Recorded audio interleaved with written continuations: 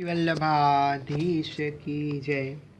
અત્યારે જે આપ ચોટીજી જોઈ રહ્યા છો એ સેમ પ્રોસેસ મેં એવી રીતે જ બનાવ્યા છે. અને લાલન હોય અને ગોવર્ધનનાથજી હોય. અહીંયા એક દોરો હોય બ્લેક કે જેનાથી આપ ધરી શકો. મેં અત્યારે લગાવ્યો નથી.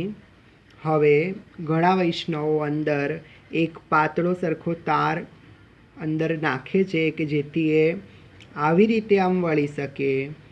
પણ કદાચ જો તાર ક્યાંકથી નીકળે તો પ્રભુના શ્રીઅંગમાં ખૂંચી જાય, એટલે મેં તાર ઉપયોગ કર્યો નથી. આપને જો શ્રી ગોવર્ધનનાથજી હોય ને આપને જો ચોટી ધરવા હોય તો આપ આ રીતે અહીંયા લગાવ લઈ અને આ રીતે આપ ધરી શકો છો. આમ રહેશે. તાર કે કાંઈ અણીદાર વસ્તુ અંદર પધરાવવાની કોઈ જરૂર નથી.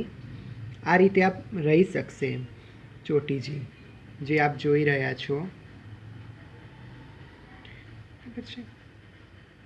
અને લાલન હોય તો આપ આ રીતે ધરી શકો છો ચોટીજી.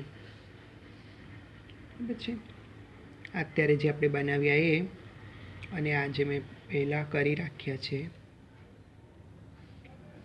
આ બધા મેં મોતી ટાંકેલા છે પદકને લઈ આજુબાજુ. અને કંઈક આ રીતે મેં સિદ્ધ કર્યા હતા. બરાબર છે. બેઠકજી માટે જો સિદ્ધ કરવા હોય તો વધારે લાંબા લો. અને મેં અત્યારે કોટન દોરો યુઝ કર્યો છે. આપ રેશમનો દોરો પણ ઉપયોગમાં લઈ શકો છો. જો કે અત્યારે મારી પાસે રેશમનો દોરો નથી એટલે મેં બતાવ્યું નથી. રેશમી જે દોરા આવે છે બ્લેક એ આપ લઈ શકો. બરાબર.